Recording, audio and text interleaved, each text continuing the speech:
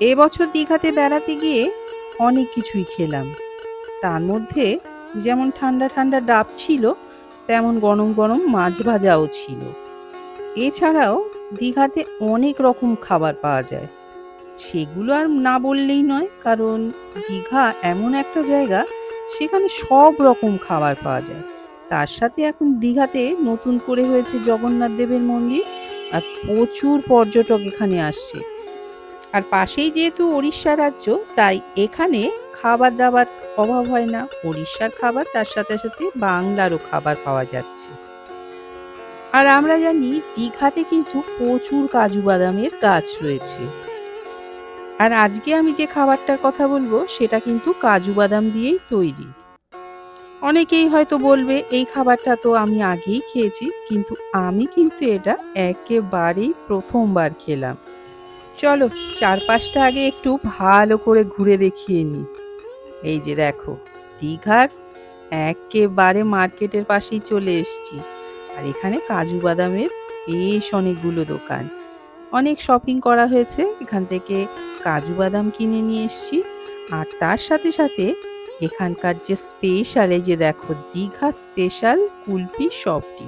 চলো, এটা কিন্তু একেবারেই স্পেশাল, কারণ এনারা নিজেরাই কিন্তু বাড়িতেই তৈরি করে।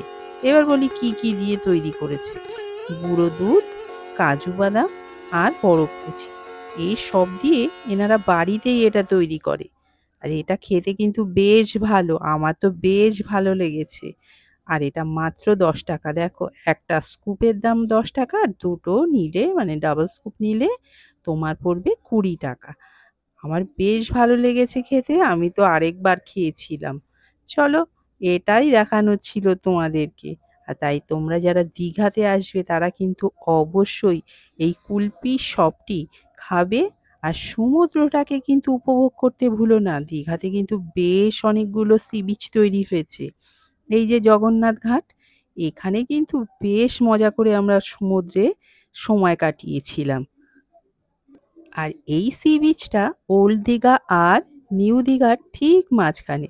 এটা হলো জগন্নাথ দেবের মন্দিরের ঠিক উল্টো দিকে সুন্দর করে সাজিয়ে তৈরি করা হয়েছে। এই ঘাটে কিন্তু অনেকেই দেখলাম স্নান করছে। তাহলে আর দেরি কেন? দীঘা আসলে অবশ্যই ঘুরে বেড়াও, চারপাশটা ভালো করে দেখো।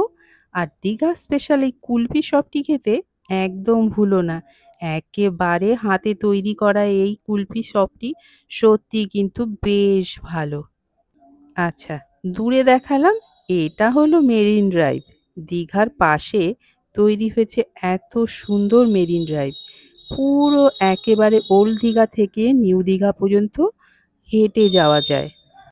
এখন দীঘাতে আসলে সময় কেটে যায় কি করে বোঝা মুশকিল।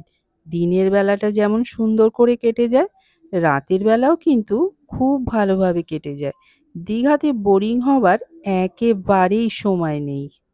তাহলে আর কি, চলো, দীঘা আসলে একটু চারপাশটা ভালো করে ঘুরে দেখে নিও। নতুন নতুন বেশ কটা সি বিচ কিন্তু দীঘাতে তৈরি হয়েছে, তাই একদম মিস করো না।